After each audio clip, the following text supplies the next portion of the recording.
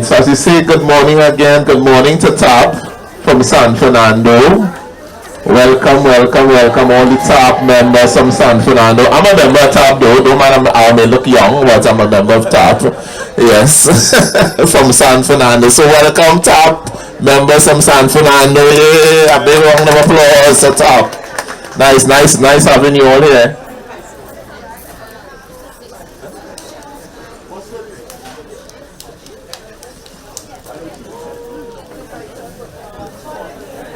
Right. So as TARP members, don't forget to ask for your 5% discount. Right. So well, I should ask for mine too, boy. Alright. Right, so welcome again to TARP. Nice to have you all here with us today at the Green Market, #1 market shopping experience, right? If you haven't been here, then you have been missing out, right? We had a ball. Since the year starts, we having a time here. We had all kind of thing. We had Radiant Health Fest. We had all kind of thing for the carnival. We had our taste of TNT last week, so you missed a treat, but we still have lots in store for you all today. So don't forget, check out all the food items, check out all the art and craft. Plenty to see and buy today, right?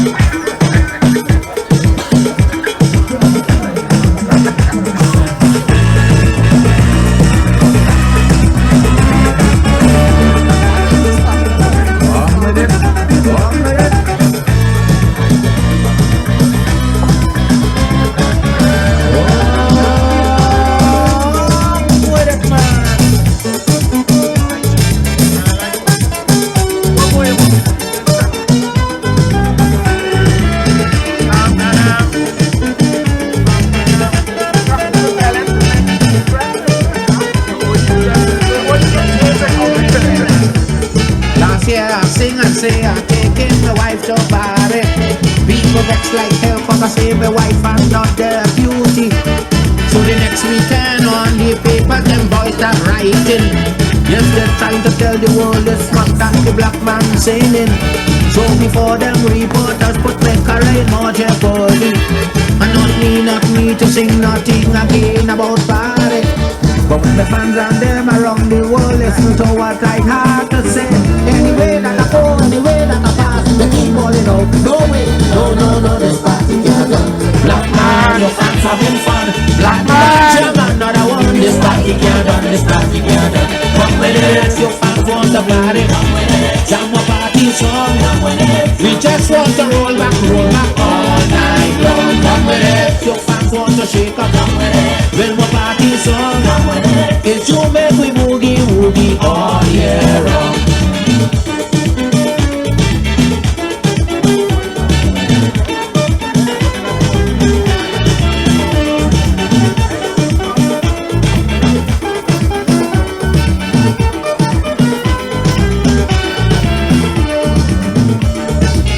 And them they turn and say that let's talk and make it.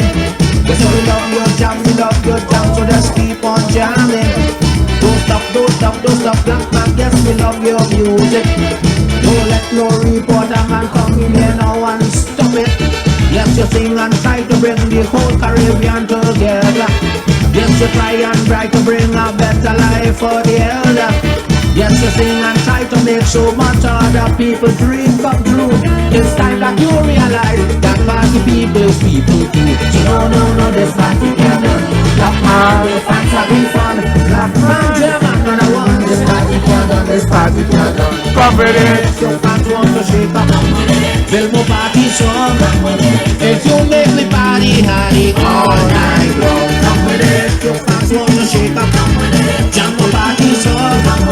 It's you make me boogie all year long.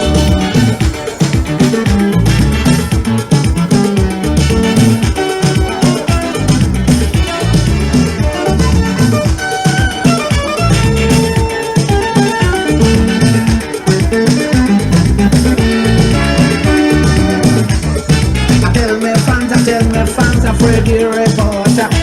Anytime they want them reporter, put your car in danger.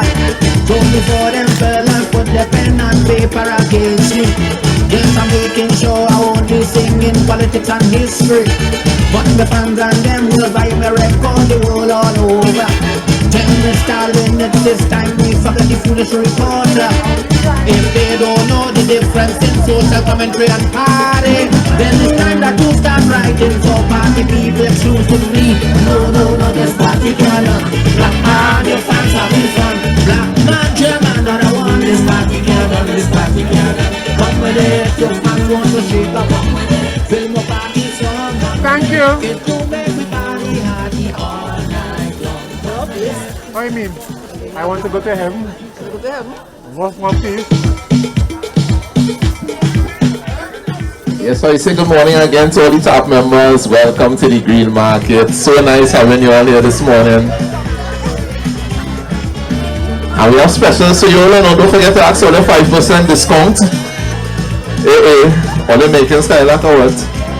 Make sure and ask for that. And we have a treat by the bookstore here. So pick up one of the books. We have autograph books for the grandchildren, so don't leave without it. Right, we have a local author who have signed copies of her book here today, so make sure and pick up a copy for the grand before you all leave.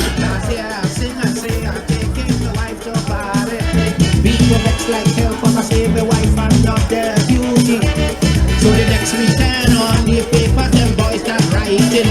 Just the time to tell the world it's what that the black man singing. So before them report and put me carry more jeopardy. And not me to sing nothing again about party. But when the fans and them around the world listen to what I had to say. Anyway that I go, anyway that I pass, we keep on, you know. No way, no, this party can't done. Black man, your fans having fun. Black man, German, another one. This party can't done, this party can't done. Come with it, your fans want to party. Come with it, jam a party song. Come with it, we just want to roll back all night long.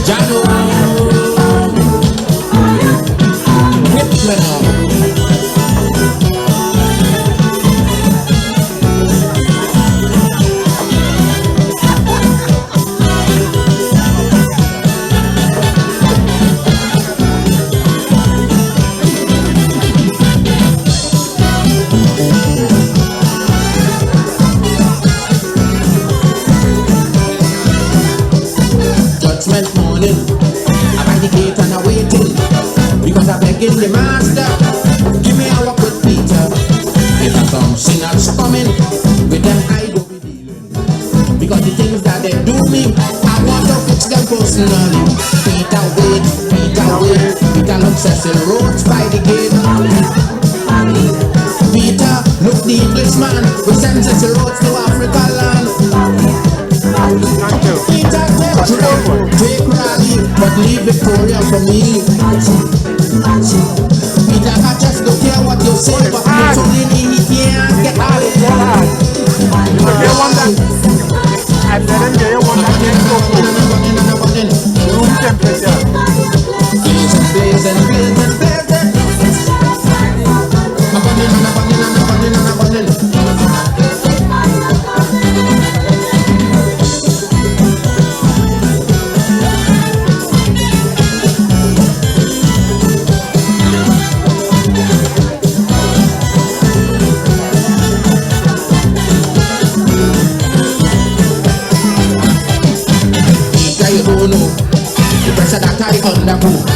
From this madman and woman, I feel the full weight of the hand. Them in the oppressed law, they never care about the poor. Peter, these people had a day, well now it's time for Stalin to play. Peter Will, I said Peter Will. Peter look Ian Smith by the gate. Peter, I don't want you to make fuss, remember I want Christopher Columbus. Peter look the Englishman, who was South Africa, refused to put sanctions. Peter, I just don't care what you do, but Reagan going in the fire too. Why?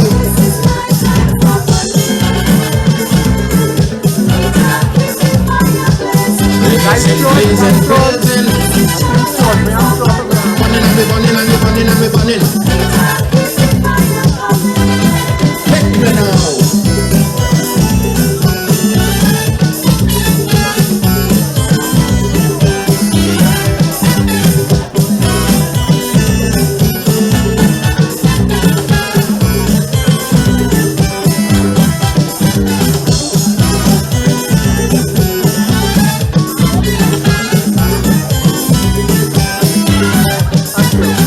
Don't grudge me.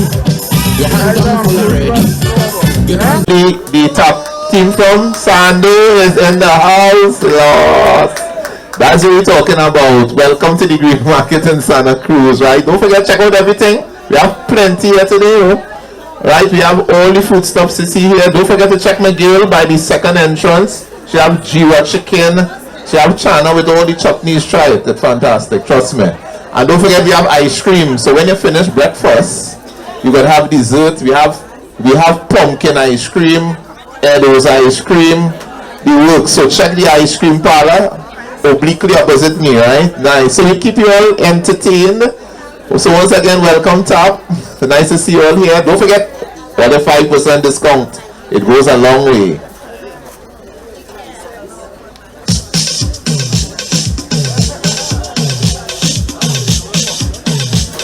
You're hungry or what?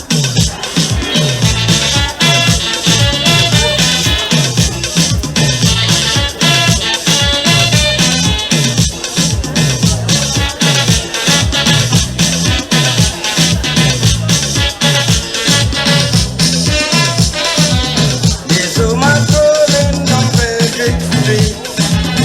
She boom boom rolling, she looking sweet. Men just losing a peddler show. Darling, where you from? She say I'm from so. And with the sweet refrain, she start to explain. It's the oil in the coal that I'm looking to. I want them to men and them to know. It's the oil in the coal. Talk to my man, we using oil and firewood.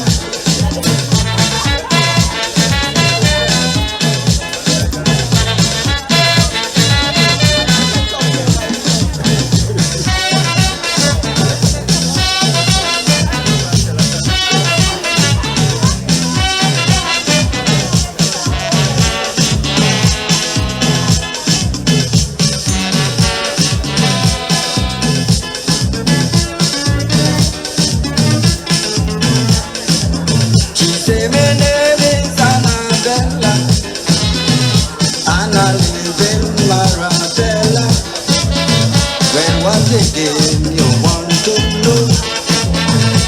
Now you find out that I'm looking so I eating plenty.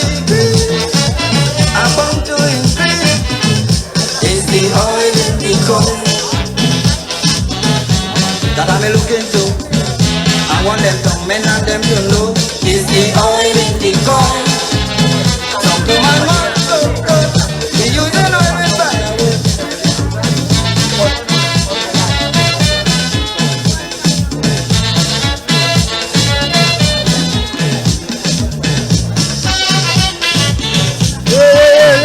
Careful, careful. Careful with that foot.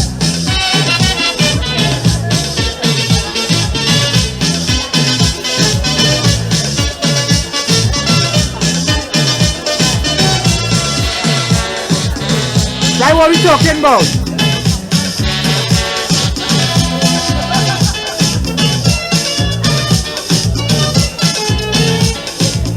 The woman run like a butterball.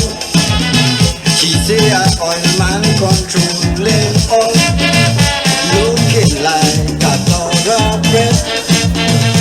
She could make any little bouncy head and watching cookie. But what is it is the oil in the coin that I'm looking to. I want them to open and them to know it's the oil in the coin. Come to my mind, brother. We use the oil with firewood. Check it out. What? The oil in the coin. Where you got from, man?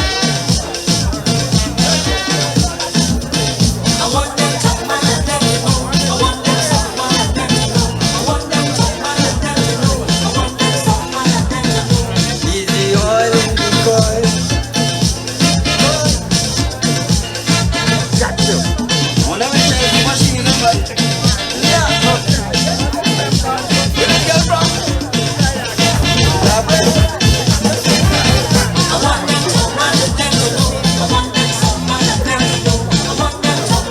Check it out. Wow.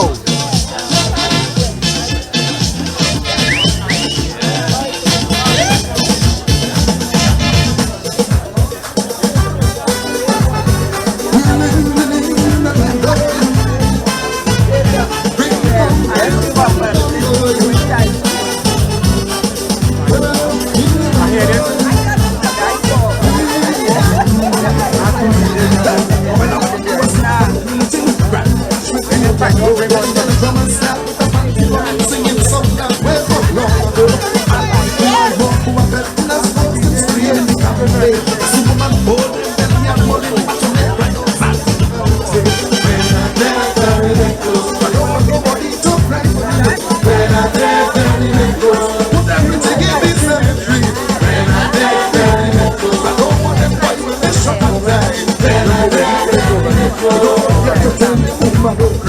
Bring on to me, right?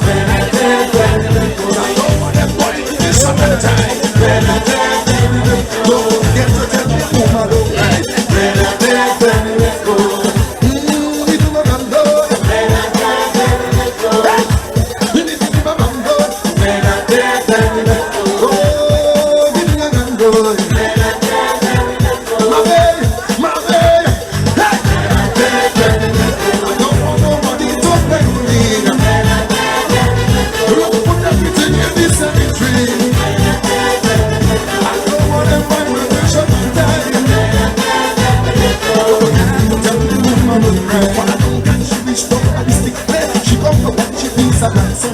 Begging the boy to try and keep away. Because last night she had a vision, and in the vision he fall in some dirty water. He get a cash boy wouldn't bring the prayer. She know that he never ought that she sprinkles something from her hand. So when I take that goes, I don't want nobody to play for me. When I take that goes, I don't want everything in this sanitary. When I take that goes, I don't want them boys when they shut and tie. When I take that goes, forget to tell me whom I don't cry.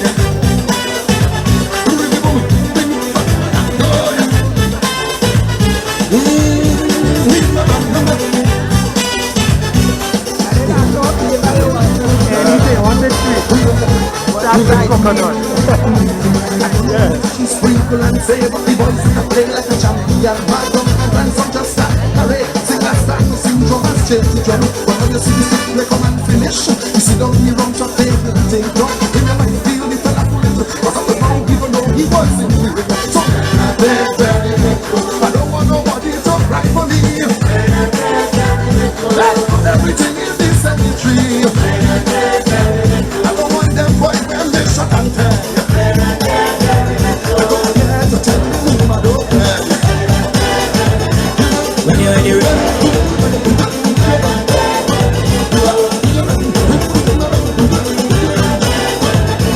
When you're in the room.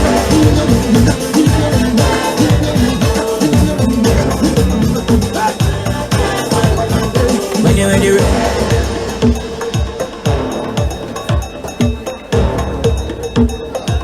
This one is a special request, right? You said we wasn't going into the soca, but we got special requests on this from the top people, right? So we do it for top. This one is for top. Sambo Massive.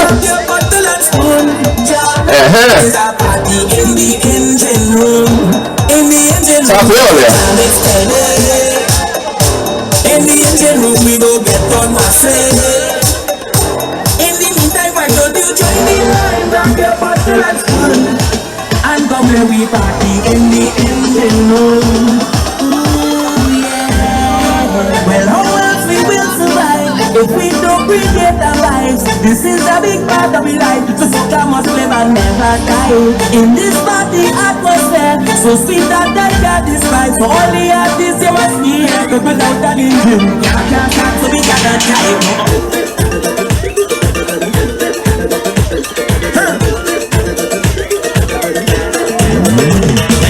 The man, the man where we come go from. It's a vibe in the session when we come into the station.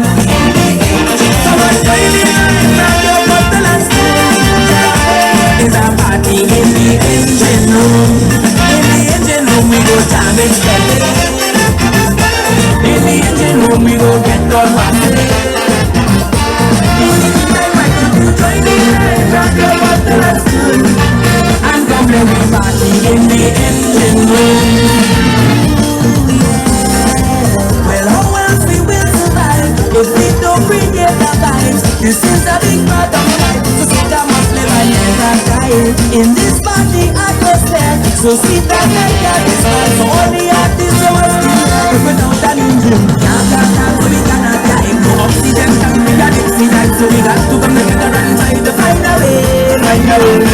No more hide down, we got a unicorn. Let them keep the money, we not taking that. You go on run down when you see them. When this song, when you're ready to go down.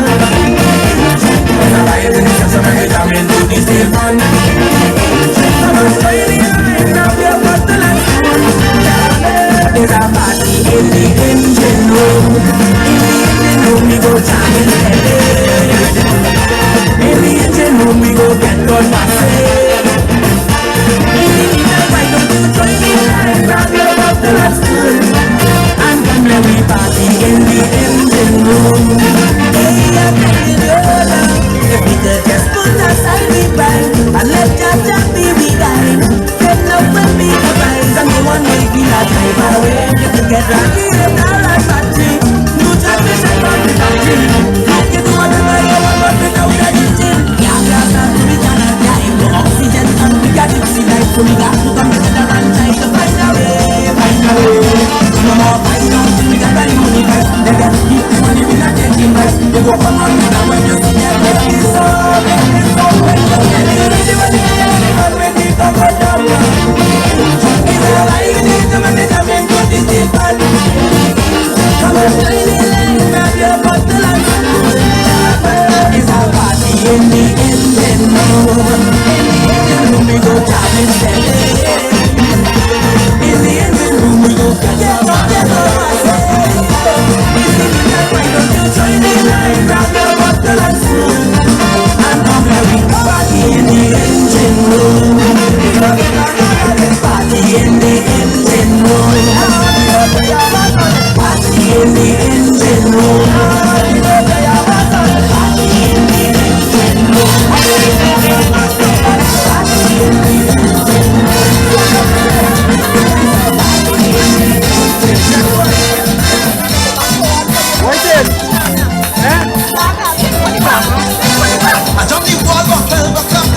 I'm on inside. Stand up there, people step me high.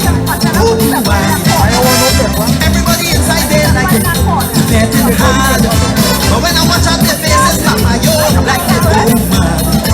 It must be the budget that the one I call it need. Cause all of them inside are dead like they suck a crazy seed. That kind of head couldn't come from weed. This is not a friend here, this is this is not the kind of jam where you're stuck to be the begging for mercy.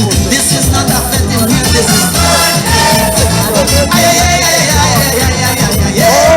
everybody mad.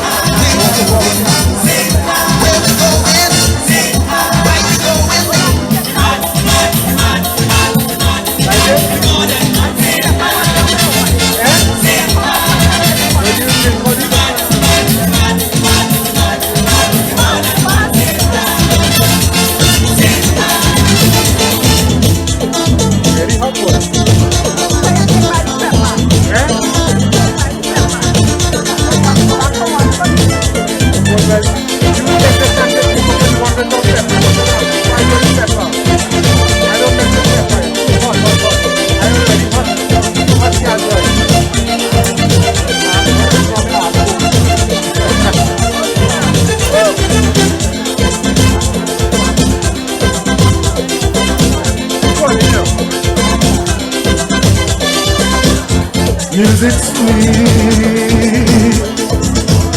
music sweet. The one who invented music is got to be terrific. Got to be the one who created the sun and the trees, rivers and seas.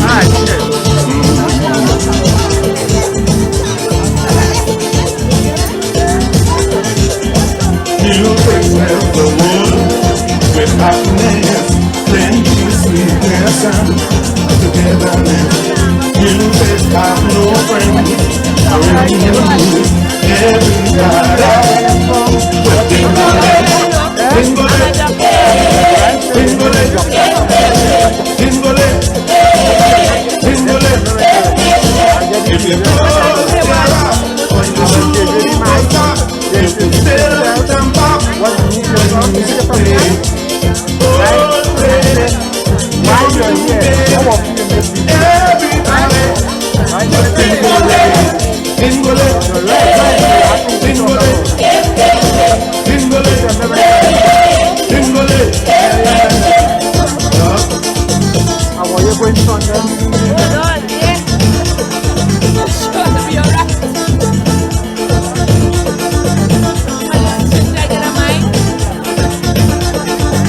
I'll give you a mic.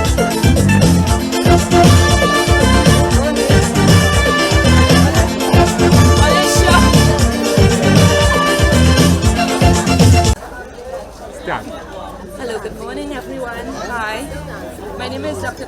Jupiter.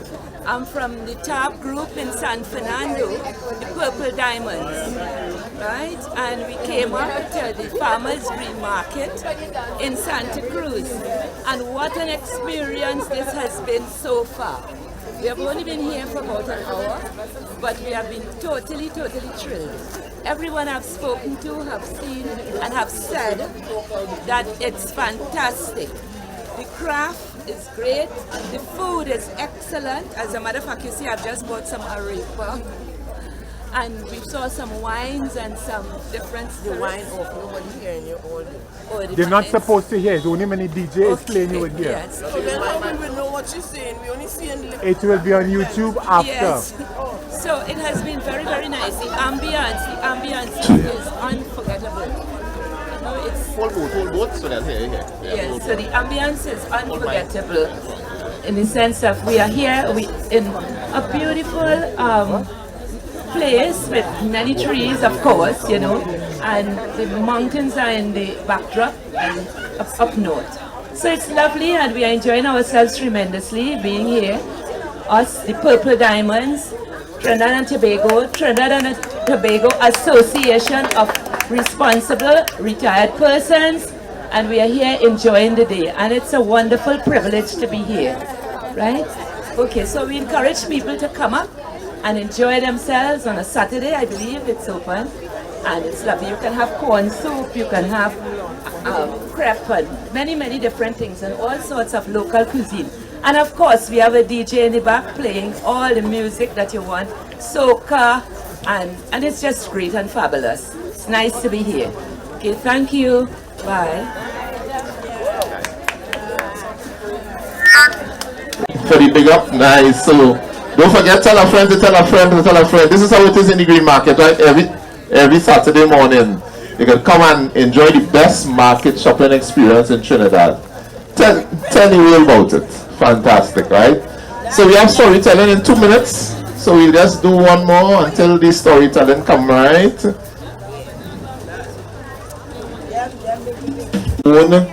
She's a local author and she has her own book, The Adventures of Marvin the Manitou. Right? So come and take in Oprah's story. Right? She is center stage now.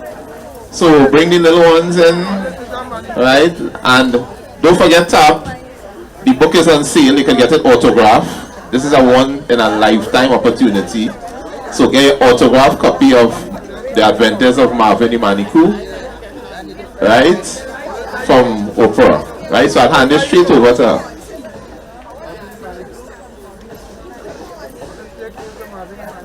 Green Market, good morning. Oh gosh, no, I don't like what I'm saying. Green Market, good morning. Good morning. All right. So my name is Oprah Francis and I'm the author of The Adventures of Marvin the Mischievous Manitou. How many of y'all have ever seen a Manitou? You all know about the Manitou? Where you ever seen a Manitou? In your yard, yes. Famous for being in your yard. Once it's a mischief, right? So the purpose of this book, many of us are very familiar with a lot of foreign characters. You have Peppa Pig, you have Barney, you have Clifford the Big Red Dog, but don't you all think it's time Trinidad has its own series of local characters? Right? So this is The Adventures of Marvin the Mischievous Manitou. So you all ready? Deep in the forests of Trinidad, there lived a great marsupial family called the Manicous. There was Papa Manitou, Mama Manitou, Grandpa and Grandma Manitou, and several aunts and uncle Manicous. The Manicous were very humble and came out to play mainly at night. Marvin, on the other hand, my friend right here, Marvin, on the other hand, loved to roam the woods for adventure all day and all night. Marvin was the youngest of the Manitou family and by far the most mischievous of the bunch. He played tricks on his siblings, hid from his parents, and ran away and snuck around to explore the forest around him. Marvin's father would always warn him about running off into the forest by himself and hiding like that, especially during the hunting season. "Marvin, why are you always running off and hiding like that?" his father would say. "Those hunters out there, they're not easy, you know, they're vicious. They will skin you alive." "Your father is right, Marvin," his mother would chime in. "One of these days you may run off and no one will be able to find you." But being the mischievous Manitou that he was, Marvin never listened. One night while playing with his brothers and sisters, Marvin decided to play a prank. He thought and thought until he came up with a master plan. He would run off and hide a short distance away from home. And then, when his siblings came looking for him, he would jump out and scare them. Certainly this would be a good prank to play, Marvin thought. So, he ran off and left his siblings behind into the forest. When they realized that Marvin was missing, some of his brothers began looking for him. Hidden beneath some soursop leaves, Marvin could hear his brothers calling out to him. "Marvin, Marvin, where are you?" Marvin heard them, but he stayed quiet. "Marvin, Marvin, are you there?" But still, Marvin did not respond. Just as he was about to jump out from the pile of leaves, he heard one of his brothers scream, "Hunters!" On hearing this, Marvin grew frightened. He scampered from under the leaves, but before he had a chance to reveal himself, his brothers had run off and left him behind. Marvin turned around and saw 4 hunters making their way through the woods. Overwhelmed with fright, Marvin fainted. By chance, any of you all know why Marvin fainted? What a Manitou does do when they get frightened? Play dead. Very good. Thank you. Marvin woke up the next morning, looked around and realized he was all alone in the woods. He hurried back home, but to his surprise, there was no one there. His family left when they heard about the approaching hunters. Alone in the forest, Marvin could recall his mother's words. One of these days you may run off and no one will be able to find you. What will I do? He sat as he cried to himself. Suddenly, he heard something moving in the trees above him. Mama, is that you? Papa, are you there? He called out, but no one answered. He spun around as he heard a rustle in the leaves again. But still, no one answered. Fearful of what was lurking above him, Marvin ran off. Marvin ran and ran until he could run no more. Gasping for breath, he stopped and looked up into the woods, into the trees, hoping to see what was chasing him all along. Suddenly, he heard a great howl louder than anything he had ever heard before. Marvin was terrified. Oh gosh, he screamed. He dropped to the ground and closed his eyes in fear. And then, he saw a red monkey dangling above him. He opened his eyes only to see the red monkey. Marvin jumped back in shock as the monkey laughed. Who are you and why are you chasing me? Marvin asked. But the monkey continued to laugh. Very annoyed at the monkey's laughter, Marvin stood up and yelled, Hey, it's you I'm talking to. I am Monty of the Red Howler Monkeys, the monkey said. You seem lost. What is the problem, little Manikou? Lost? Who, me? Marvin replied. Well, if you are not lost, then tell me, where are you going? Asked Monty. Marvin did not know how to reply. He was afraid of being alone and he was very embarrassed that he was lost. Do not be afraid, little Manikou, the monkey said. These words are very dangerous. Marvin took Monty's advice and explained to him what had happened. Oh my, you really are mischievous, little Manikou, said Monty. Monty felt sorry for Marvin and decided to help him find his way back home. Can anyone tell me where in Trinidad and Tobago you would usually find Monty? In the zoo? other than the zoo, where else? In my backyard. Not in the pot. Not in the pot. Shagaramas, very good. Monty searched high in the woods from up in the trees. Marvin searched through the bushes for clues. Monty, come down here a minute, Marvin shouted. What's the matter, little Manikou? Have you found anything, Monty replied. No, but I sure am very hungry. Monty looked across the forest from high in a tree and spotted a nearby river surrounded by lots of fruits. We will go over there, little Manikou, for there we will find food. Monty leapt down from the tree, held Marvin between his arms and swung full speed ahead to the river. So you have mango, you have pomerac, you have soursop, you have fruits of all sorts. They got there quickly and saw all the fruits. Marvin and Monty's mouth watered. Marvin leapt from Monty's arms and rushed to the river. No, little Manikou, wait, Monty yelled. But again, Marvin continued to run. This was the first time Marvin had ever seen a river like this. He was so anxious to jump on the rocks and play in the water that he ignored Monty's warnings completely. Look, Monty, but I can cross this river much quicker than you, Marvin boasted. Again, Monty called for the Manikou to stop, but Marvin had already begun skipping across the river from rock to rock. Halfway across the river, Marvin turned around to make fun of Monty, but then he slipped and fell into the water. Help, help, Marvin shouted, but the water began to take him away. Help, help, help! Monty ran after him as quick as he could, but he could not keep up with the speed of the water. Reach for the branches, little Manikou. Try to get a hold of one, yelled a strange voice. There were several tree branches and vines that hung over the river. Marvin grabbed and grabbed, but he could not get a good hold of one. Finally, he was able to get a good grip of a vine. Monty rushed to rescue Marvin. I'm slipping! Help! Help! Marvin shouted. He was losing his grip. Don't let go, little Manikou, yelled the strange voice again. Monty then reached out his arms and grabbed Marvin right before the vine snapped. Marvin could barely catch his breath. Monty held Marvin in his arms and walked alongside the river. He found a shaded area where the river water was calm. He laid Marvin down on the grass and went to pick some fruit. Psst, psst, little Manikou. Marvin heard the strange voice calling him again. Wake up! Marvin rose slowly and eased his way closer to the river's bank where he heard a voice. Suddenly, a wabbing fish poked his head from the calm water. Who are you? Marvin asked. My name is Winifred, and I'm shocked to see you're still alive, said the wabbing. Still alive? Me? Oh please, I was fine, said Marvin, rolling his eyes. If I didn't tell you to grab the branches, you may not have survived, said Winifred. You really should be careful. There are many dangers in these forests. As Monty returned to the river, he heard Winifred's advice. She's right, said Monty. If you are not careful, your mischievous ways may get you into even more trouble. Monty explained to Winifred how Marvin lost his family. Manacles, you say, she said. I saw a whole bunch of them near the river yesterday. They were heading towards the beach. Can you help me find them? Asked Marvin. Of course, she replied, but I can only go as far as this river would let me. Marvin and Monty finished eating, and then they followed Winifred as she guided them along the river. Right now, I have a special prize that I want to give out to whoever could answer this question correctly. You all heard about the wabbing already, right? Everybody here heard about the wabbing? Tell me, who here could spell wabbing?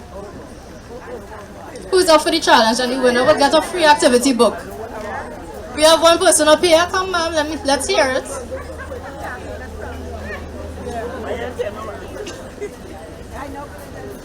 What's it? So we have Jennifer Green taking a try right here. Let's hear it. Wabbing is spelled G-U-A-B-I-N-E. Yay! Yay!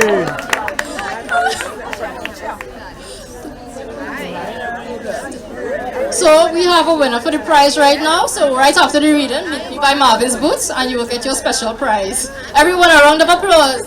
Yay! Teacher! Right, so some people here, they know the local animals. Very good. Winifred led Marvin and Monty to the river's end, where the river flowed into the ocean. This is as far as I can go, said Winifred. Why can't you come with us, Winifred? She said. That seawater is far too salty for me. Marvin and Monty told Winifred goodbye and they made their way onto the beach. Marvin was amazed at the beauty of the beach.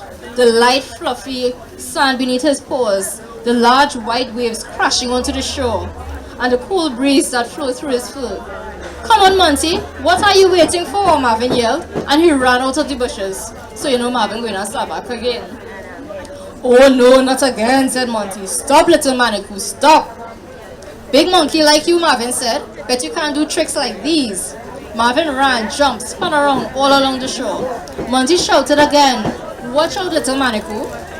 Marvin was about to leap into the air when suddenly he felt something pinch his back. Aye! Marvin screamed. When he looked down, he saw a blue crab. You dotish Manikou, said the crab. You would ruin my plan. The crab was trying to escape some boys who was chasing him across the beach.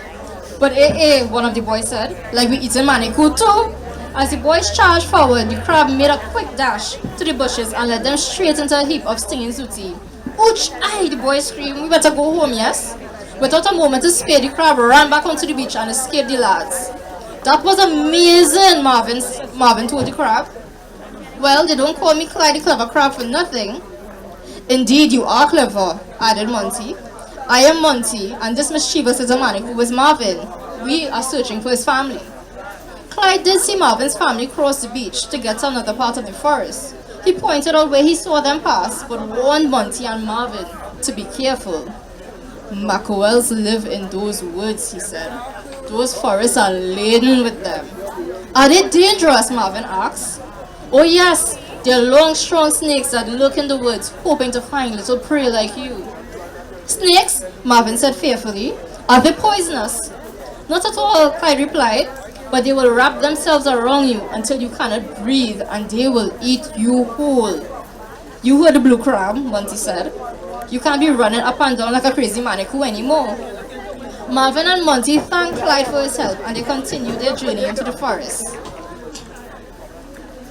All Marvin could think about was Clyde's warning about the dangerous mackerels. Monty, have you ever seen a mackerel? Of course, a mackerel will eat almost anything it catches. Birds, monkeys, and even little Manicous, said Monty.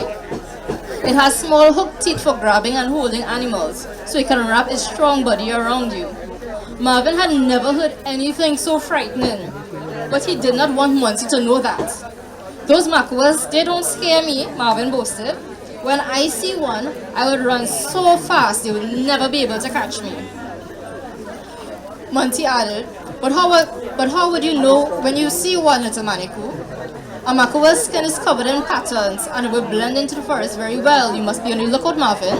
You must be very, very careful.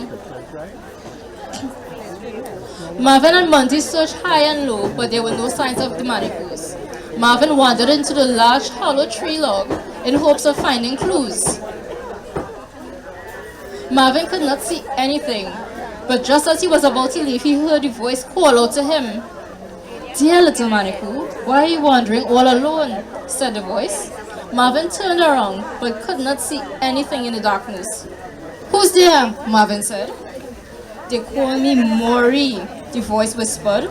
Two big yellow eyes glowed in the dark directly at Marvin. It was a Macaque. Marvin dashed out from the log as the Macaque slithered behind him. Marvin ran as fast as he could, but he could not outrun the snake. Just as the Macaque opened his mouth and was about to grab Marvin, Monty swooped down from the trees and grabbed Marvin and swung quickly back up to the top. "Come back here, little Manikou," said the Macaque. Marvin sighed with relief. He escaped the Macaque. "You better count your blessings, you know, little Manikou," Monty told Marvin. "Look how many times you were saved in one day." Marvin, tired from all his mischief, finally agreed. He decided to stay with Monty as he swung from tree to tree, looking for the Manikou family. While clinging to Monty, Marvin looked down and saw his family trotting to a mango tree. "Look, Monty, look!" Marvin exclaimed. "There they are!" But before they could celebrate, Marvin and Monty realized that the Manicous were heading toward the log where the Macaque was hiding. Marvin thought quickly, then he sneezed. "What are you doing, little Manikou?" asked Monty. "That's our signal for danger," said Marvin. "Don't worry, my mom will hear it. Just take me a bit closer." Monty swung lower and Marvin sneezed again. Just as Marvin expected, his mother heard the noise from above. The entire Manikou family rejoiced when they spotted Marvin. The Manicous heeded their warnings and followed them away from the tree. They escaped the Macaque. Finally, Marvin was reunited with his family, and he told them about all his adventures in the forest, the different animals he met, and the trouble he got himself into. Marvin, at the end, finally learned his lesson and was happy to be with his family. "I'm sorry, Mom," he said.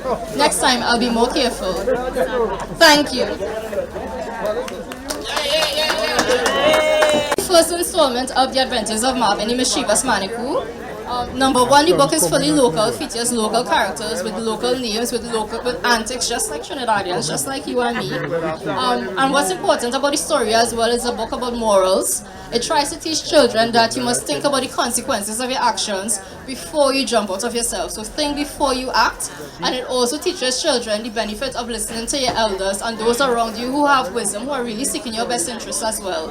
So both local and a story about a lot of values as well. So if you all are interested, I have a booth straight down to the entrance. You could always check Marvin the Manikou. So you have the Marvin plush toy, the Monty plush toy, you have activity books, coloring books, story books, the whole 9 yards. And thank you very much for listening to me this morning.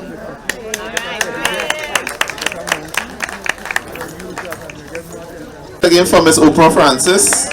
Nice, nice. So don't forget you can get your autograph copy of the book.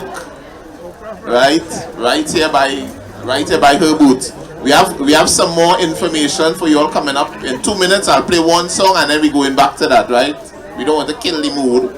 One song and then, right? So we have another presentation. Don't go nowhere. Tap, all is still in the house? Sando? Nice, that's what we're talking about. So we're playing one more just to kind of liven up things again, right?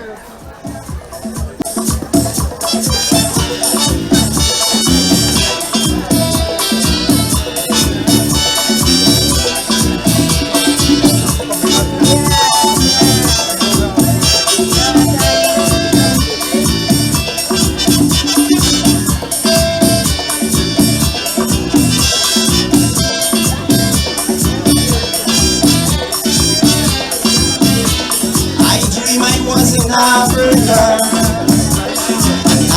was a warrior, hunted lion and tiger, brave like my forefather. And when the darkness gathered, we sit around a fire, telling of the bravery and courage of our great ancestors, and we chanted,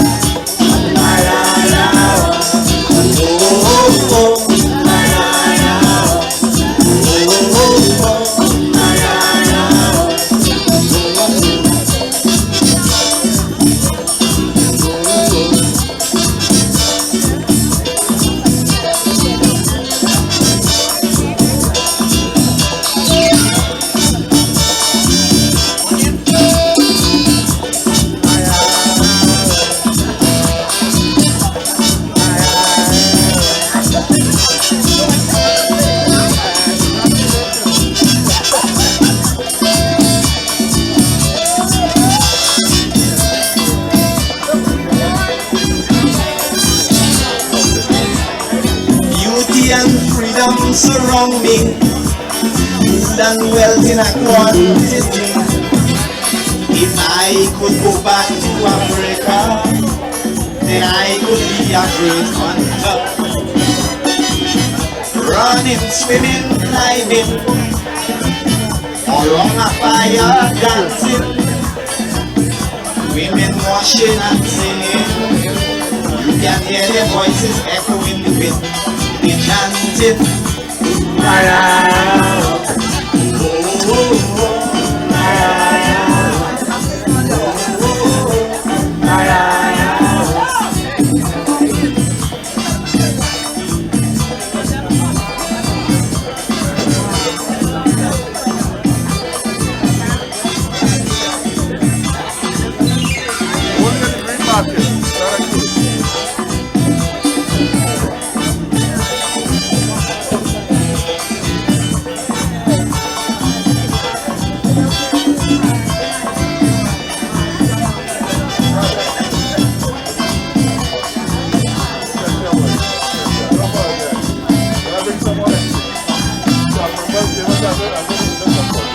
one day the village fell in grief, was the death of the tribal chief. The chief had a son named Tobago, who was to take over. But then came another warrior, who claimed to be the next ruler. They tested their skill in a battle, and Tobago was the winner. So the crowd chant,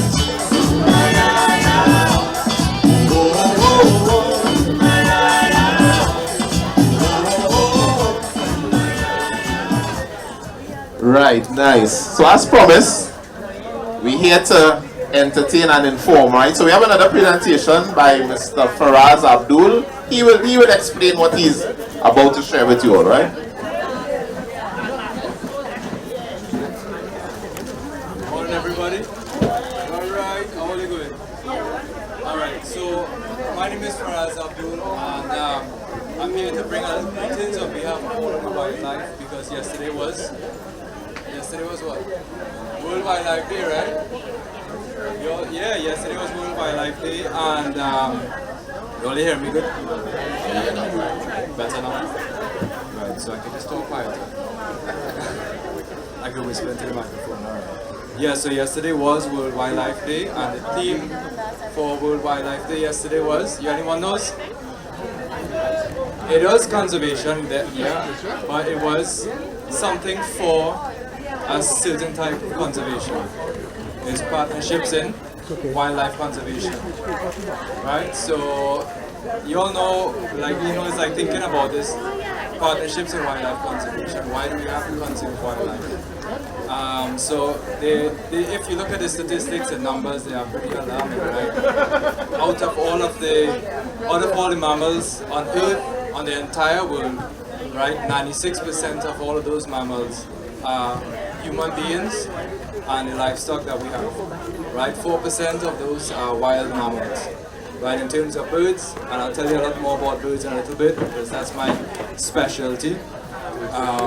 70% of all birds on earth are poultry, domesticated, right? So only 30% are the kiskidees and the hawks and the wildlife, right? So yeah, as I said, you know, the whole point of this theme is partnerships, right? And if you look at nature, we're going to see evidence of partnerships all the time, right? How many of you all have ever seen any kind of bird before? I'm sure you've seen birds, right? Have you seen birds interact with any other animal? Right? You've never seen any bird interact with any other animal. What about birds interacting with plants? Anyone has seen hummingbirds eating nectar? Right? And by doing so, they are pollinating the plants, right?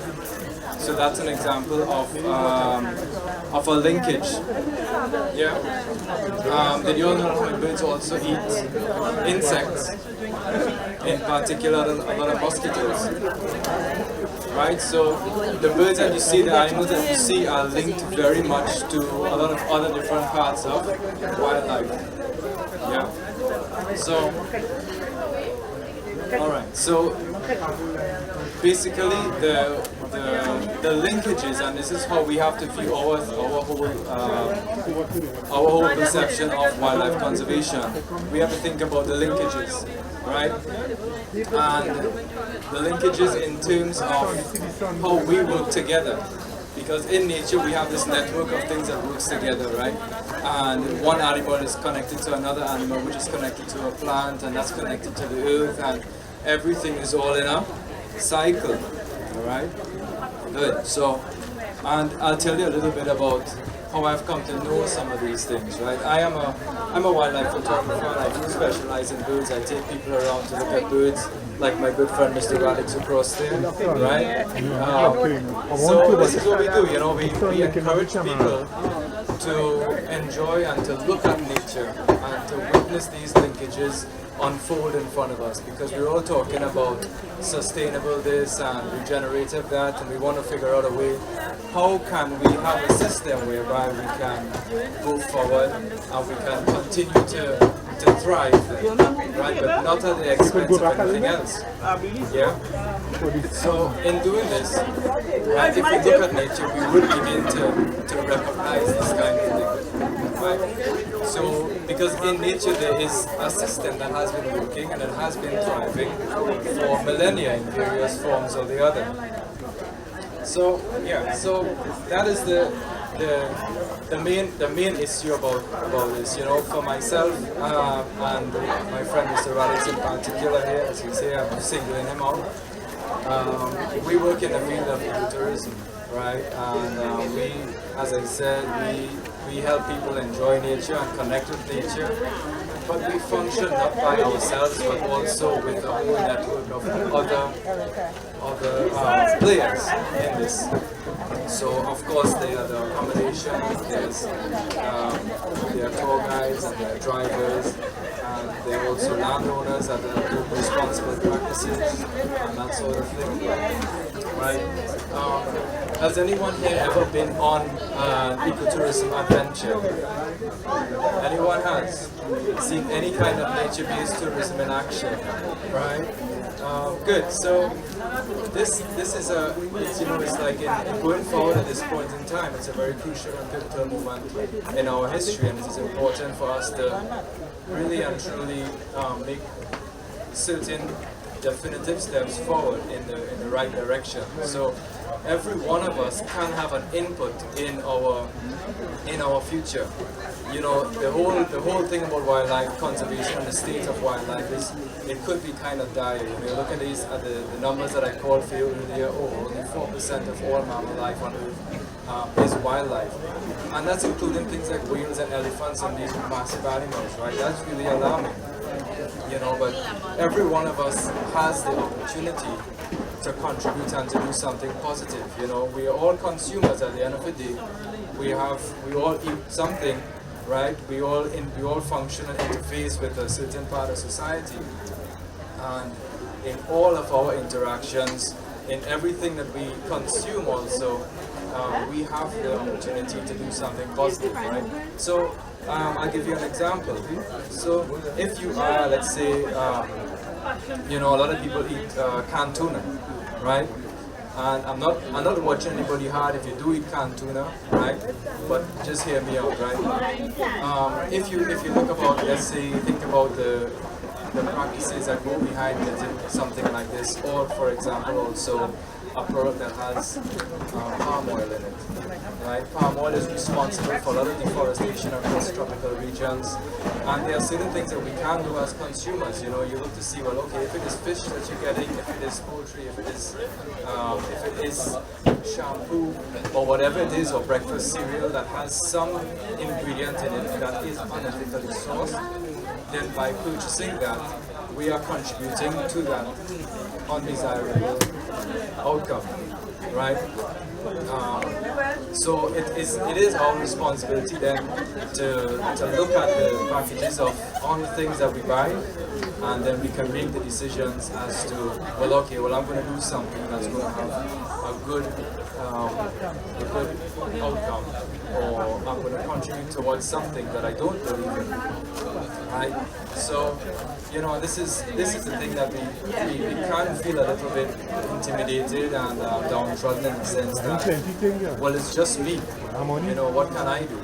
But if there's a farmer that we know that sells produce, and he or she is just like, well, here, well, I use no pesticides in my tomatoes or whatever, then okay, well, we can go out of our way to support something like that, because that's how these things can grow, and that's how these things can flourish. All right. So anyway, I'm not gonna bore you too much with all of these things. It's not all that depressing. There is a lot of hope, and there are a lot of people doing good things, and we are all, you know, indebted to them. It's our responsibility to find out who are the people around us who are doing these positive things, and to make a move to support these people. Yeah.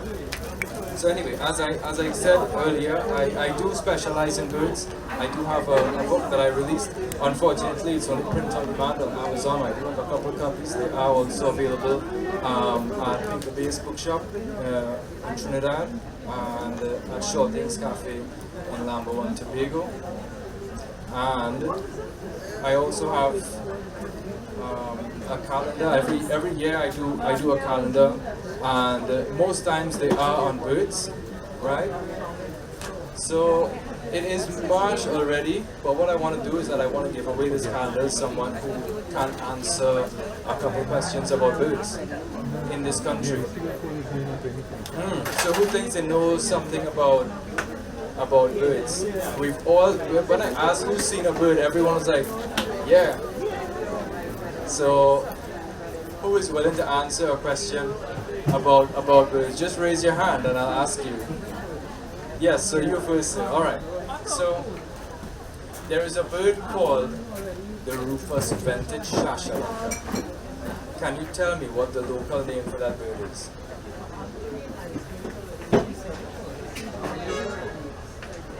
Hummingbird. Anybody? It's not a hummingbird.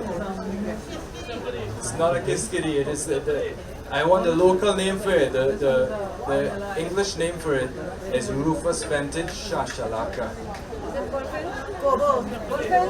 It is. Shashalaka? Yeah, I want the local name for it. Not Pico Plat. It's not Sem. We're only going down that road. Pico Plat and Sem and Bullfin. Alright. So here what not a blue jay. Right, alright, so let's go. You all want a hint? I can give you a hint. Okay, so the bird I'm talking about, the Rufous Vintage Shashalaka, I want the local name for it. That bird is also on one of our currency bills. Coprico. There you are. And I hope you all enjoy. Alright, you all want another giveaway because I have one more calendar. Should do the giveaway thing?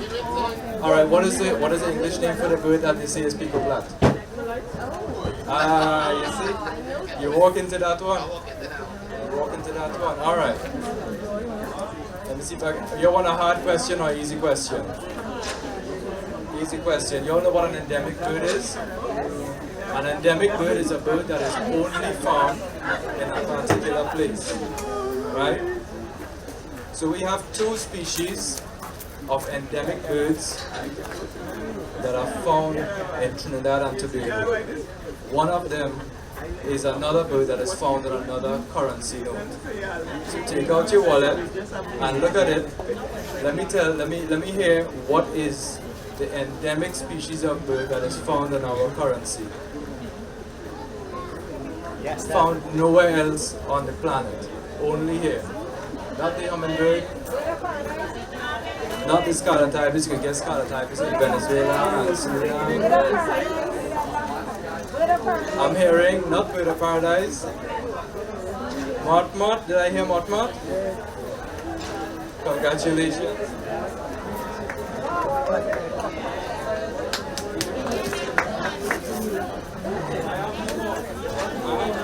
You're warming up. You're not warming up.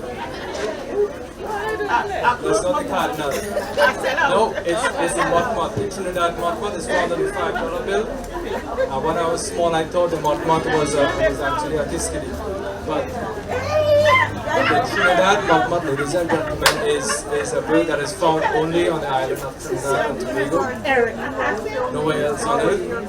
And as someone said, bird of paradise. You all know about the bird of paradise, right? Bird of paradise is not a native bird to Trinidad and Tobago, right? It is a bird found on our highest denominational note, our highest note, the $100 bill. That's a bird of paradise. It's a great bird of paradise, and it's found in Papua New Guinea, not in Trinidad and Tobago. So, folks, thanks for having me here. Thank you for facilitating this. Right? Feel free to ask me anything afterwards, birds especially. Right? Take care. Thanks again. Right, thanks to Mr. Faisal Abdul for that presentation. But before we get back into the music, our animal, our wildlife foundation has set up a petting zoo, so you can meet the snakes. I am eating that one, sorry. The snakes, Good morning, everyone again. Good morning, everyone again. So, in keeping with our theme, World Wildlife Day, we have a special demonstration and presentation by the El Socorro Center for Wildlife Conservation. So he's currently setting up by Marvin's, right in front of Marvin, the Mischievous Manacles booth. So you have a chance to actually meet the animals live in person. So we have an obuti, we have an anteater, we have snakes. Oh, here's more snakes. So here's the man of the hour, Mr. Ricardo Mead. Thank you very much, Oprah. Good morning, ladies and gentlemen. Good morning, ladies and gentlemen. One more time, I'm from down south, we're warm, we're friendly. Santa Cruz, North people, good morning! Wonderful, wonderful. I'm being abused here by an animal, but I have to take it. Yesterday was World Wildlife Day, and with me today is Cora, who was found by Cora River right here in Trinidad. Cora is a lesser anteater, also known as a southern tamandua. And as an anteater, you can of course guess what you will eat, right? Ants, yes, lots of ants. But a couple of uncles and nieces and nephews get thrown into the mix when she's eating. She will eat up to 10,000 ants per night. They're mainly nocturnal.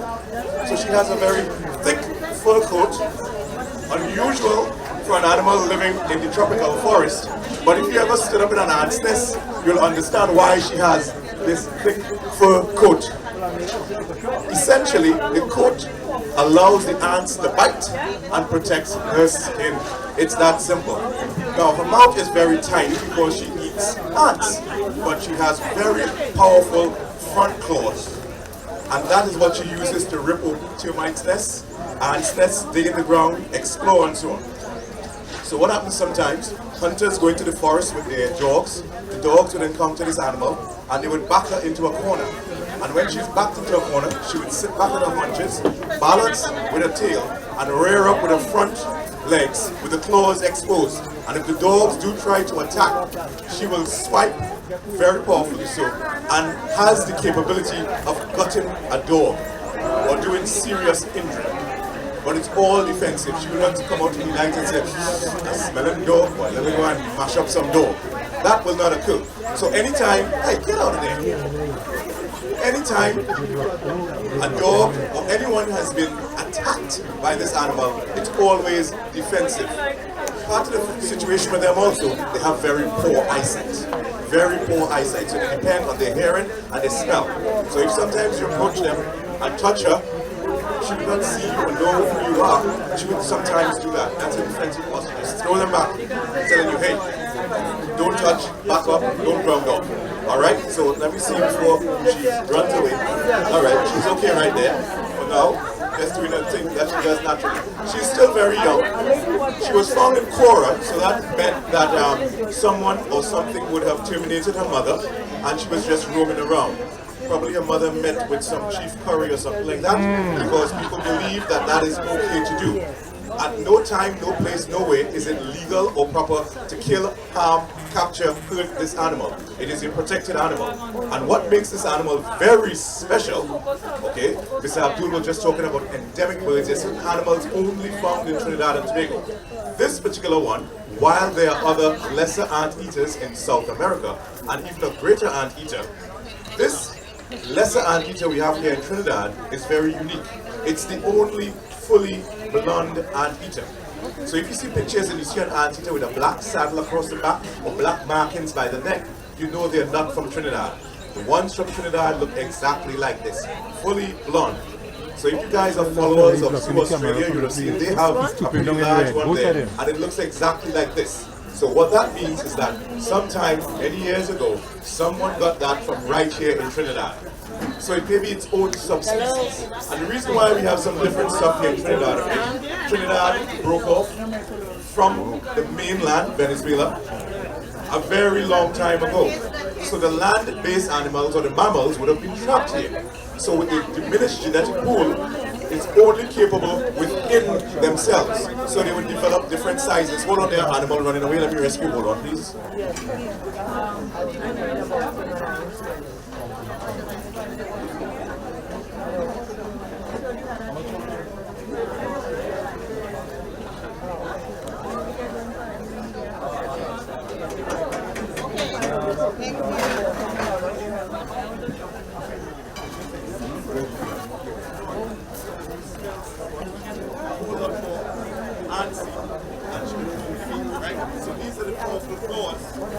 Use the mic, use the mic. So these are the powerful claws, and also she has a prehensile tail. See that tail? It's like a monkey tail or a prehensile tail. That's because as a tree-dwelling animal, although she survives on the ground also, she doesn't want to fall out of trees, so she will hold on and hook on to branches and so on. So she can be lifted by her tail, and she will wrap her tail around my neck or my arm and so on there. So she's quite playful right now. Okay? So it is almost impossible to keep these animals. So people, you know, in Trinidad, we don't like to drink water, right? But if we did drink water, we'd mind more of our own business and stop trying to mind animals and other things that don't concern us, okay? This animal requires a very special diet. Ants. No, you can't go out and catch 10,000 ants for it every night. She also has a baby. Oh, no, I can't pay for flowers. Leave that. Yeah, we don't do flowers here. You see if we keep activating there one time, all right, don't do that. All right, I have the same problem home where she gets into all sorts of stuff. Many times it's fun, but if she finds an interest in a plant, that plant will be, you know. She also has, right now her tongue is about 8 inches, so that means it can go through one of my ears and come through the next. No. It's a kind of soul-searching feeling when she does that. It feels very, very unusual. Okay. To have something probes so deep into your head, you feel it behind your eyeballs. But that is what she does. Okay? So she's very, very curious, very active. So this is a defensive posture. She would sit back and raise those claws. So these animals are important. The fact that Alright. Yeah, quite a handful. Right? Like I said, she's quite excited. And I don't know if she's just displaying her tongue. Right now the tongue is about 8 inches, it will get to about 15 inches long. And it is wet and sticky, as you can imagine, to be able to hold on to those ants. I can't, the sun is affecting the Once she camera. rips apart the termite nest. Alright, if we're lucky, she might dig a little hole there, so at least I can fill that back up. At least she's not moving. So we have a couple other animals with us. We're supposed to get a couple birds. They haven't come down yet. But the animals we also have anaguchi, red-rumped aguchi, quite common in Trinidad. And the only reason why they're surviving despite the hunting is that we're lucky that it's actually a rodent. So sometimes we look at clips from abroad and see people in other countries eating rats. And like, oh my gosh, they're eating rats. Well, rats in the family Rodentia. So same as the aguchi, same as the lamb, same as the guinea pig. They're all rodents. So we just eaten a bigger rat without a tail. There's hardly anything different between them. So don't knock people because they eat something different from us. The only reason I will knock people is if they're doing something that's unsustainable and pushing the animals to the brink of extinction. And that is basically what we're doing right now in Trinidad and Tobago. Our practices are pushing many of our animals to extinction, especially our mammals, where they cannot be replenished from the mainland. And even if we do try to replenish certain mammals, we can encounter certain problems. So like I said, we have the red-rumped aguchi over there by our table, next to Marvin there. Marvin, the Manikou, was going to come today, but he is mischievous, and he got himself into some mess last night, and I didn't have all morning to bathe this Manikou to bring it here. Alright, as many of you may know and many of you may not know, the Manikou is the only type of marsupial in the New World. Most marsupials occur in Australia. So the babies aren't really even born. When they are a few weeks old, they literally crawl out of the mother, hold on to the fur and crawl into the pouch where they will attach to a teeth or a nipple and they grow. They're called joeys, just like the kangaroos and the koalas. All of those animals are marsupials. And it's because they're sort of really old animals that haven't really developed the placenta system to keep the babies inside and feed them. So women, you have that sort of system inside of you, in your womb, where you can nurture the young until they're big enough. They don't, so the young come out, they go to the nipples and hold on and grow there until they're very big. Now, Manikou have been shown to eat the giant African snail. And as many of you know, we should not really be handling the giant African snail because of its propensity to spread a particular disease. So, if the Manikou is eating it, and we're eating the Manikou, there is a possibility that we're putting ourselves at risk. Okay, this behavior has only been observed about 3 weeks ago. It will be noted, and the authorities will take a look at it. Because now, if they eat that and they do carry this particular disease or bacteria, then it can transfer to people. And we should know about that before we go knocking down every Manikou we see on a tree and trying to eat it. Okay? The other animal we have with us today, well, the two of them, two absolutely beautiful serpents. Lovely snakes. One, his name is Carl, we call him the little boy. He is 55 pounds and is about 9 feet long. So you have an opportunity to hold him, cuddle him, kiss him. You know, there's no hug like a snake hug.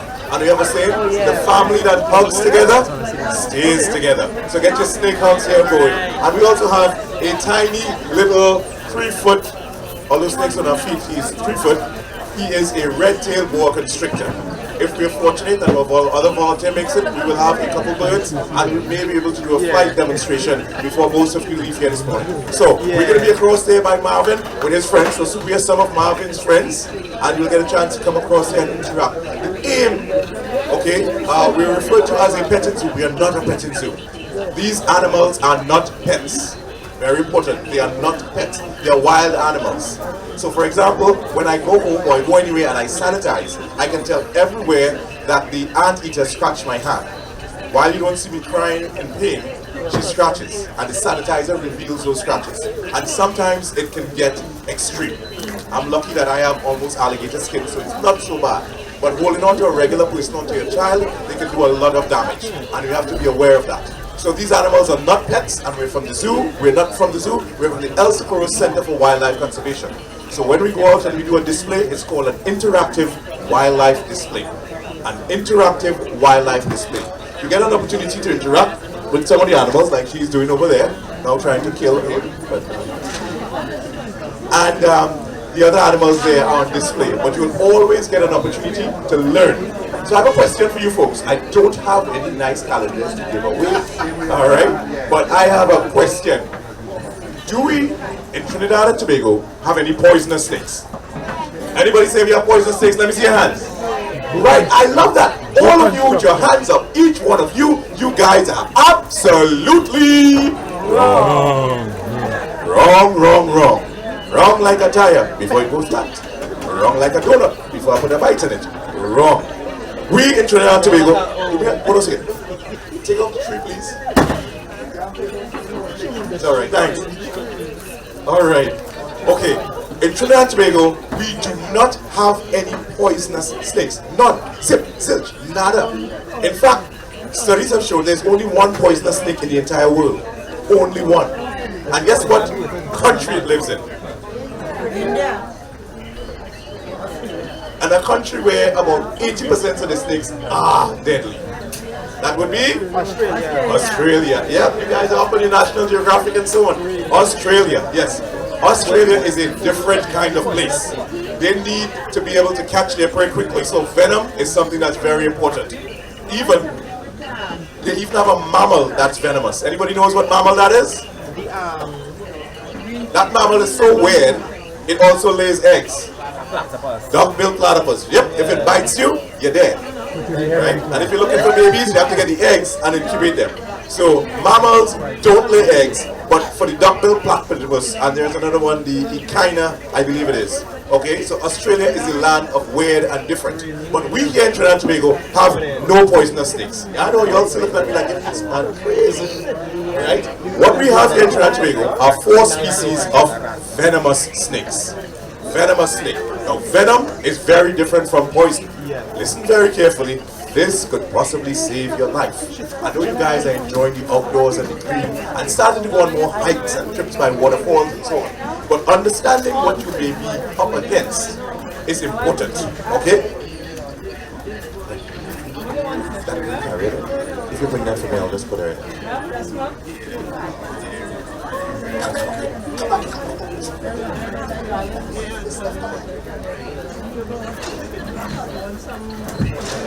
Right, so we're gonna get a carrier, but she is so super excited by the greenery and just being out, and this is like a toddler. She actually is a toddler, really. All right, left, please. Right. Let's get you inside. You're going home for a little bit. Oh, yes. Let's squeeze them together. Right, there you go. Get in there. In there. Get to it.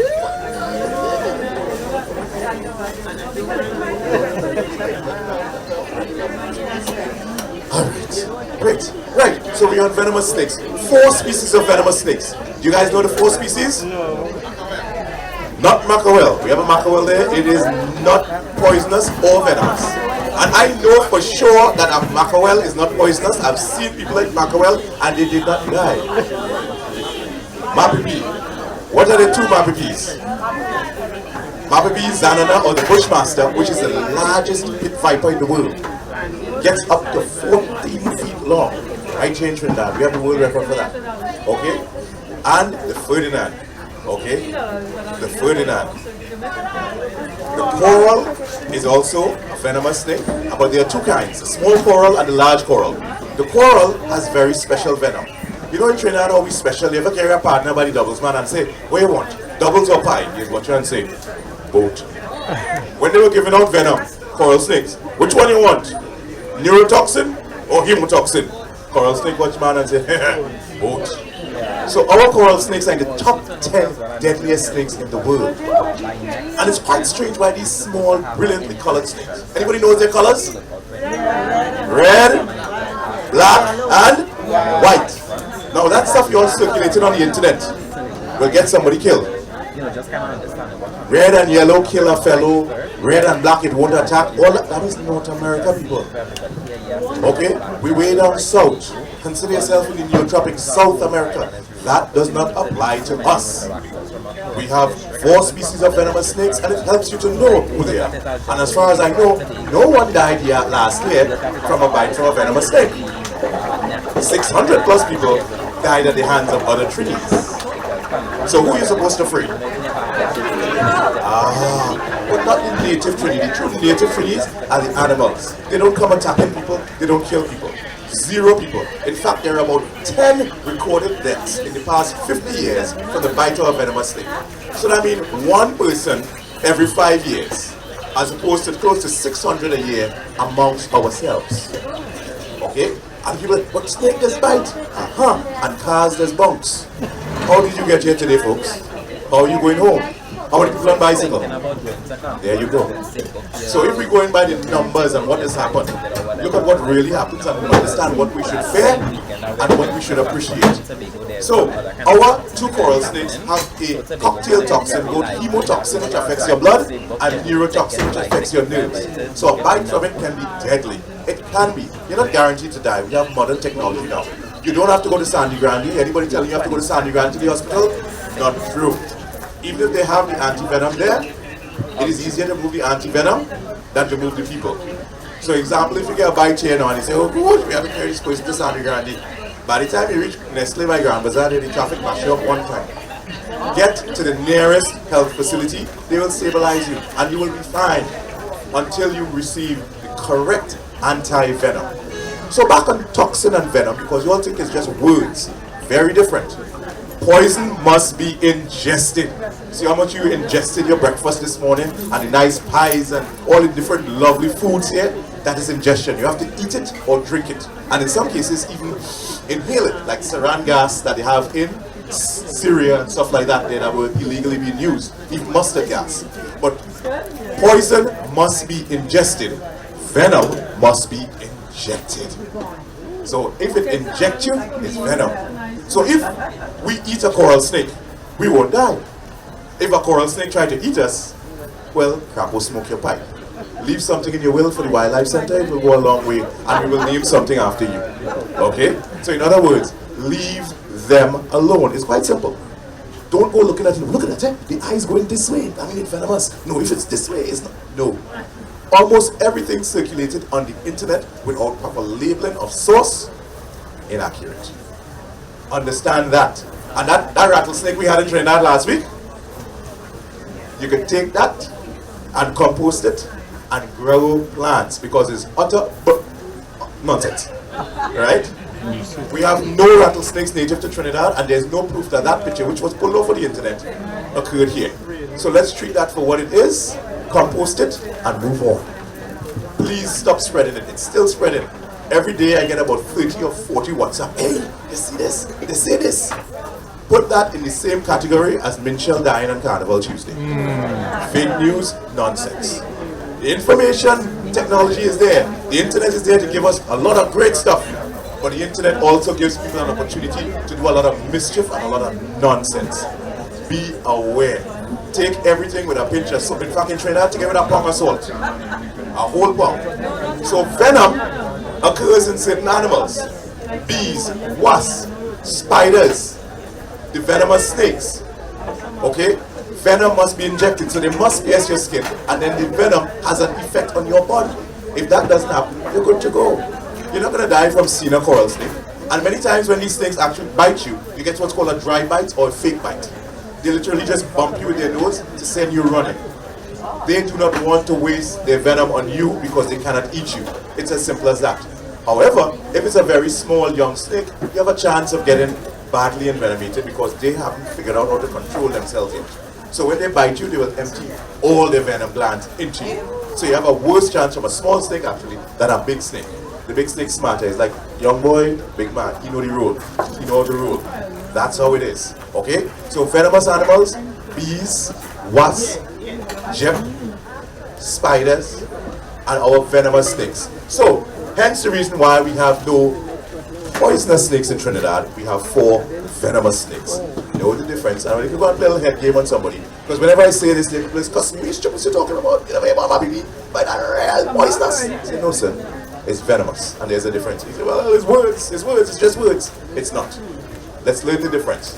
Alright? So poison, lanate, gramoxone, black disinfectant, Clorox, and in some instances, your mother-in-law is cooking. But don't tell her I said that, else you'll taste of venom. Alright? I never say that. Alright? I just give you all the advice. I'm not throwing any shade, I stand in any shade. Alright? Just being safe. I'm letting you know. I bet you will never forget that now. Right? But again, don't forget the part where do not tell her that. Alright? That's not good for your health. And don't come back and blame me. Wild venom, animals, venom. Wait a minute. Anybody you know who invented soca music? Shorty eye. Shorty eye, very good. Who invented chutney music? What you tongue people eh? Sundar Popo. That's the guy Black Stallion sang about. Sundar, where the song? Sundar, where the song? You promised me so long. He was a great writer. You take the most obvious, simple situations and come up with a real nice chutney. Some of the songs have gone international in Bollywood and so on. And you only wait a minute, I know that. Yep, Sundar Popo. One of his most famous songs is an incident where a lady got envenomated by a scorpion. You all know that song? A scorpion sting me, I feel like I got dead. Darling, if you love me, come lay down in my bed. That's it, envenomation. That was years ago. Now fast forward, so just a few years ago, still in the chutney genre, there was a guy called Hunter who sang about an incident where a young lady had an unfortunate encounter with a colonial wasp. And as a result, it was able to envenomate her on her posterior, preventing her from being able to articulate her pelvic region. You all know that song? You all know this song? Gemstick Nina in her. No, another. Yeah, right, yeah, right? Gemstick Nina in her behind her. Now she can't whine her. So we know, they didn't say Jet right Nina, it stings she, right? You know the Jet sting real hard. I didn't say it hurt, it stings she, whoop, tick, tick. Y'all know the song. So right, venom, poison, alright? And then, who is the true, still reigning road march king of Trinidad and Tobago? Lord Kitchener. You have to know your stuff to know that. Well, you know the young people is who it is, they say in one time, right? Marshall. And the mid people, who they saw him? Super Blue. No, Kitchener thing is at 11 or 12, and Marshall, Blue Boy, and then Super Blue, and then Marshall. Kitchener had a way of hearing things and coming up with his rhythms and so on. And at that time was bees, right? You know the song, man? Climbing up a mountain, high above a sea. He found himself attacked by a hive of killer bee, right? And instead when they sting him, instead of he run, he find a beautiful melody. Zoom zoom, zoom zoom, zoom zoom, zoom zoom, zoom zoom was the melody. Right to the sting me, they envenomate us. Whereas if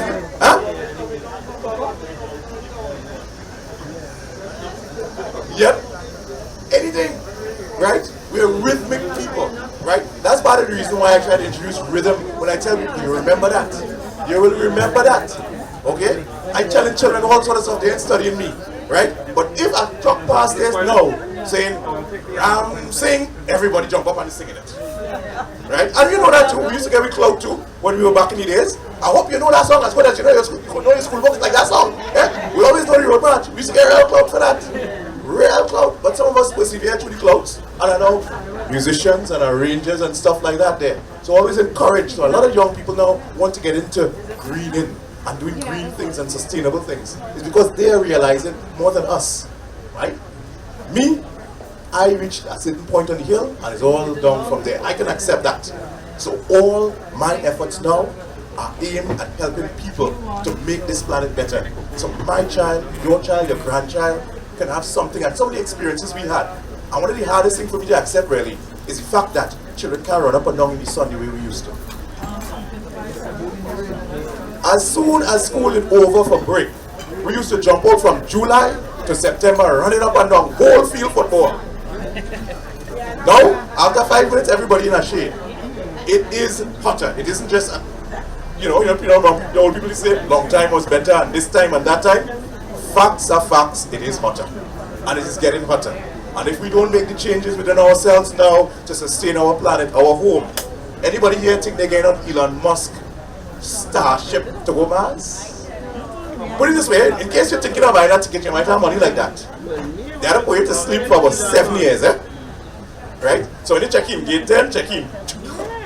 Cryo, they had to knock you out. And 6 years later, somebody will decide to wake you up. So these crazy movies you see, we're not that far off, people, but they hardly show you that our planet, our blue planet, is the best thing that we have. It's the only thing. Us, the anteater, the snake, the duck, everybody shares this planet. And we all need to do our part to make this world a better place. Starting with your home, your village, your community, your country, your planet. Because everything that goes on the planet now affects us quickly. Ladies and gentlemen, it's been a pleasure speaking to you. Come on over and get your snake picks, get your scratch from the anteater, look at the Gucci, and have yourselves a wonderful weekend. Remember, without the wild, there'll be no us. Thank you very much. Right, so as usual, we're here to inform, right, and entertain. So wonderful, right? So go over, check out our interactive booth where you can meet the animals and breed your. I ain't going by the snake though, sorry. Right, so we'll keep you all entertained in the meantime. Don't forget, plenty things to eat still, although some people sell out with our large audience today, but it's all good. We still have art and craft, we still have body items, we still have oils, perfume, soaps, candles, the works, right? So check it out before you go.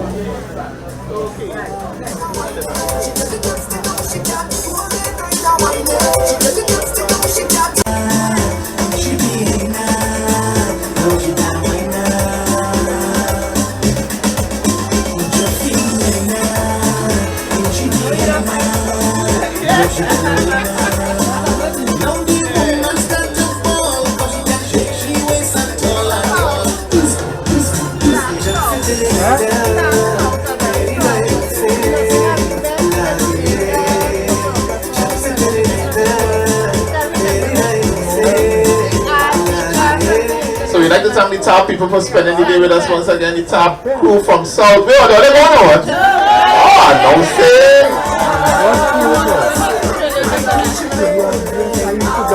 I know some people doesn't behave like that. Some people have manners, they'll say they go in and sing it.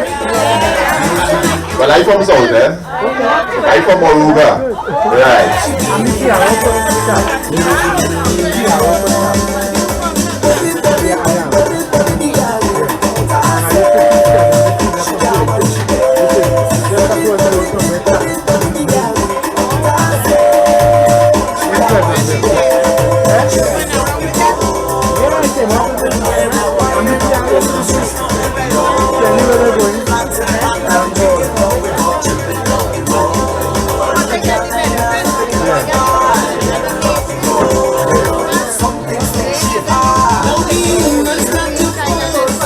Fantastic having you all on top.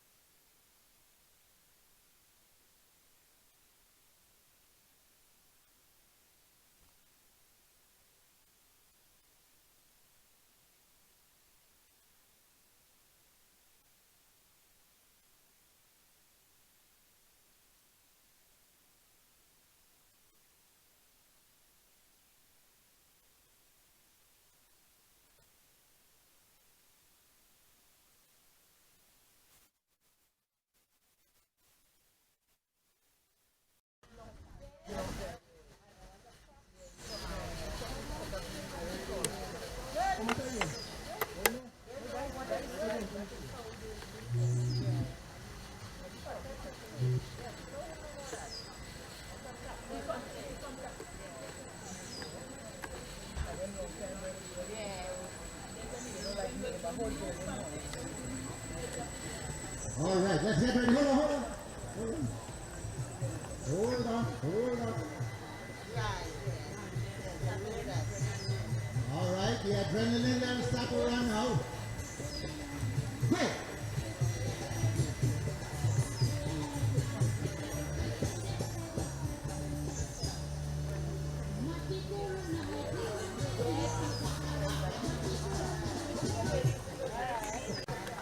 All right.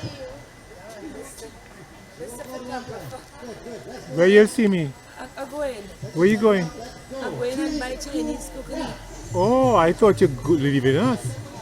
You're going with the same bus, right? Yes, all the best to everybody. All right. They're hearing you. Say it. Hi, everybody. Well, I'm leaving. I'm going to get some Chinese coconut. But, oh, Lord, the ambience is just fantastic. Enjoying myself tremendously. You have to make this trip. Next year, maybe, to Santa Cruz Green Market and then La Vega. It's just fabulous. We're enjoying ourselves. And your name? Dr. Clarice Jupiter, of course. Jupiter. Yes. That sounds like somebody familiar.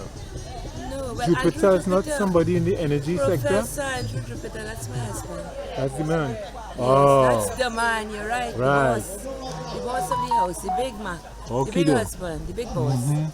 All right, bye-bye. Yeah, take care. Over and out. Over and out.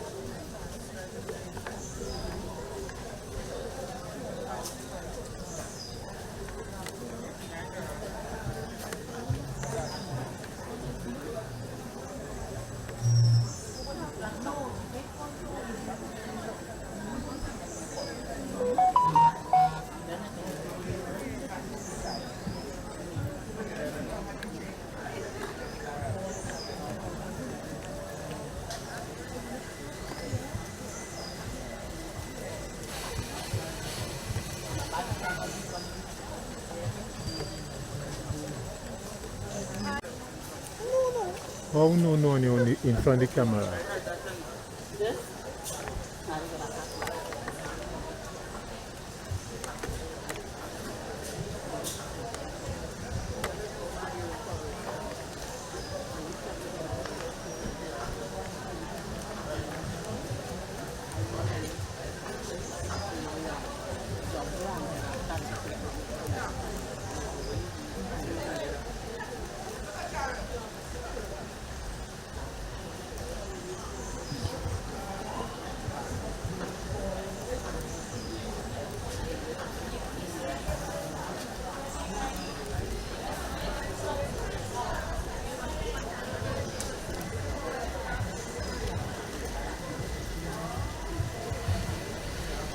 Bang.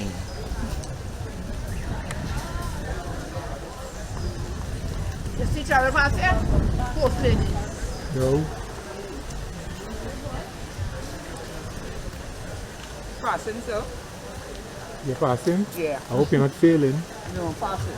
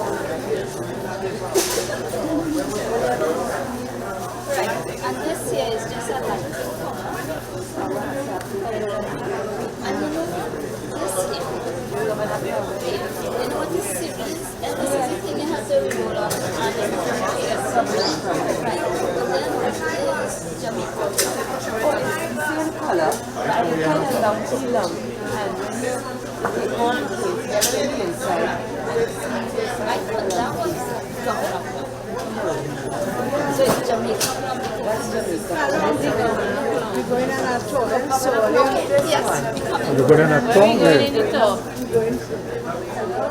You have a tour guide? Which one? You driving then? Okay.